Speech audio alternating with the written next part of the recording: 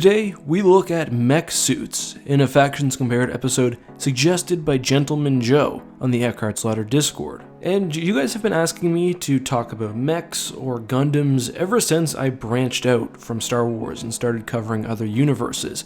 And although it's not my strong suit, I do see the interest. So let me know your feelings on the subject by not only watching this video and leaving a comment, but also voting in the poll I've included on the upper right hand corner. Regardless, today we're looking at 4 universes that I am familiar with, specifically Halo, Warhammer, Mass Effect, and Titanfall. Let's start with Halo, which has several mech variants utilized by both the UNSC and the Covenant. Instead of picking just one, I want to look at the best that each universe has to offer. On a small scale, we have the Goblin, a battlesuit utilized by the Covenant's grunts. This thing is a nice mix of deadliness and hilarity. I think a Halo Waypoint article put it best. The Goblin is a Balaho-born battlesuit that embodies the pillar that Ungoi themselves universally agree their species is known for: ruggedness, agility, and lethality. Now, obviously, that's a bit of ironic humor, as the grunts are none of these things. The article further calls the Goblin a bipedal mech that UNSC forces universally agree is deadlier than an entire combat lance of unsuited grunts, but a little less than a file, if you want to get technical. All agree the Goblin can handle even the most dire combat experience, with the grunt jockey inside cowering, or protected by a dedicated energy shield and thick plates of armor.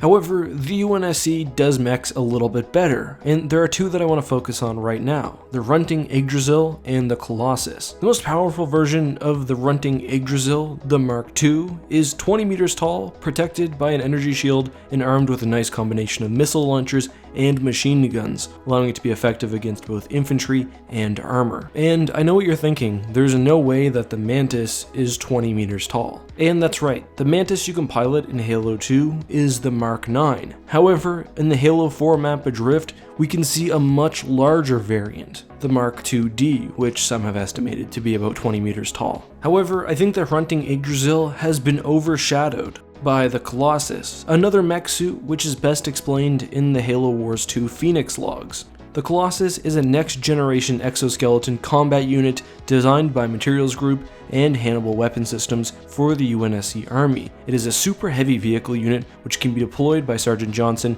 in place of the Scorpion. It is relatively slow, but fitted with a devastating arsenal, capable of taking down almost any foe. The Colossus's primary weapon is a long-range heavy railgun, a massive weapon originally designed for installation on fortified structures. While the rail cannon can only target ground units, its autocannon has an all-environment engagement profile. So this thing is essentially a walking, armored, and shielded weapon emplacement. However, while the description refers to it as lumbering, I don't think the Colossus is as heavily armored as one might expect, and I think the same thing can be said of the power for its main weapon. It's not like the gun can one-shot a heavily armored vehicle, like you'd expect with a dedicated heavy mech.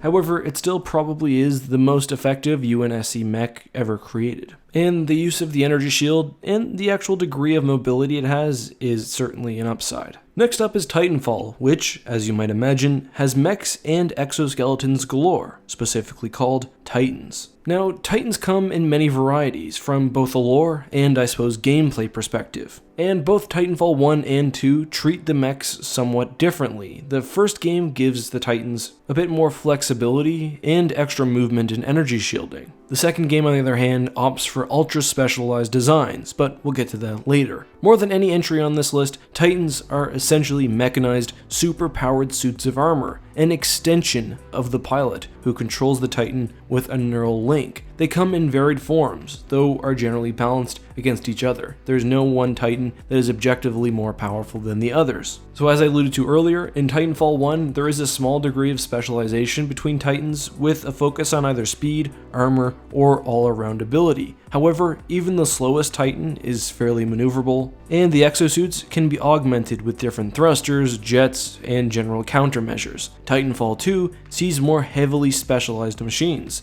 with Titans based around specific weapons like railguns, close-range weapons and swords, quick-firing machine guns, and different explosive weapon types. Besides for many different types of countermeasures, primary and secondary weapon systems, different tools, Titans can also be armed with energy shields. Also as a note, the pilots of the Titanfall universe are extraordinarily talented, well-trained, and deadly in their own right. The Titan supplements their abilities with ejection and self-destruct capabilities, quick pilot loading features, and the option for fully autonomous control. Within the lore, there is also a differing degree of AI sophistication depending on the Titan model. So far, it's not clear whether there are larger or more powerful Titan variants other than those seen in multiplayer and single player within the universe, so Titanfall's entry onto this list will just be the generic Titan. Next up, we have the Warhammer 40,000 universe, and I think we all know how this one will go, so let's be quick. Titans are the holy, revered war machines used by the Imperium of Man's military.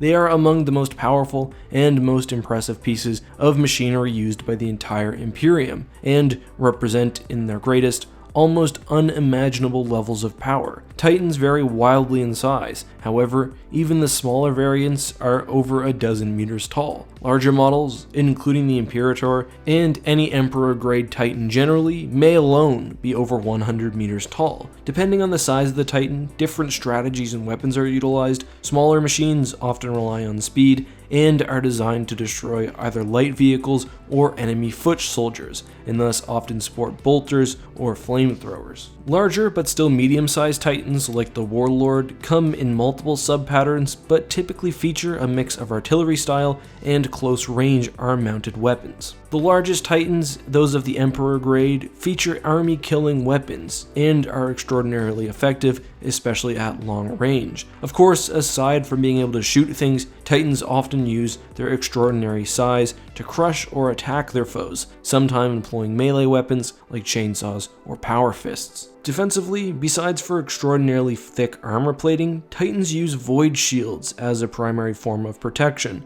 not unlike a Yuuzhan Vong Dovin Basil, a reference my Star Wars fans will understand. Larger Titans have larger shield generators, which is why they're often seen as nigh unkillable. Despite the complexity of these machines, however, they're often primarily controlled by 2 or 3 pilots and gunners, with others on board to help with any secondary functions. Finally, we have Mass Effect, which uses a variety of mechs for both industrial and combat roles. Interestingly, most mechs are controlled by a droid brain, which perhaps makes them robots rather than true mechs. However, a notable exception is the Atlas. I will say, the Atlas is certainly on a much smaller and simpler scale than these other universes, and to me, it seems almost like a futuristic forklift with some guns strapped on. On that note, it is armed with a quick-firing mass driver cannon, a rocket launcher, and smoke grenades, with, of course, like all mechs, also the option of crushing opponents with its sheer weight. It is pretty well armored, and it is shielded, but the mech does have several notable weaknesses. The first is, as we can see in Mass Effect 3, some sort of exhaust port on its back, which, when combined with its slow speed, makes the weapons platform vulnerable even to foot soldiers, albeit only very skilled and well-armed ones. For that reason, the mech will often be deployed alongside foot soldiers, which will not only protect the more sensitive areas of the machine, but also flush any enemies out of hiding. Another weakness is the main view pod, which can be pierced by high-caliber weapons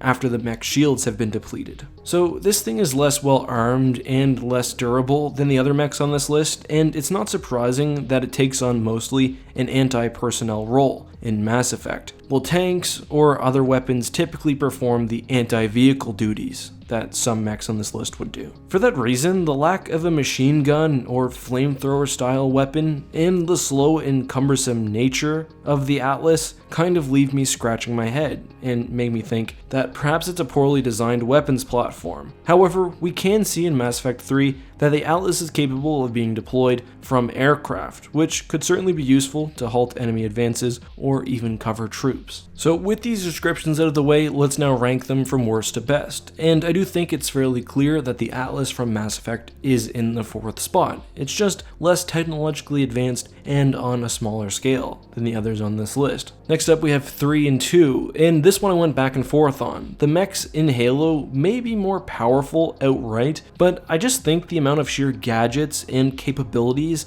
that the mechs from Titanfall have give them a distinct advantage. Sure, they might not have the same heavy railgun, but they can hover, they can move autonomously, They can be outfitted with a variety of different weapons, and to me, I just think they're more flexible, but also possibly specialized depending on the situation, weapons platform. So I think Titanfall gets number 2, while Halo gets number 3. Of course, that leaves Warhammer to take the number 1 spot, to the surprise of no one. And to be honest, I wouldn't have even included it on this list, but I have put Warhammer 40k on timeout for a few videos, and you guys have been asking me to talk about their mechs for a while now. That is of course just my opinion. I am curious though. I think I got number 4 right, and I think I got number 1 right.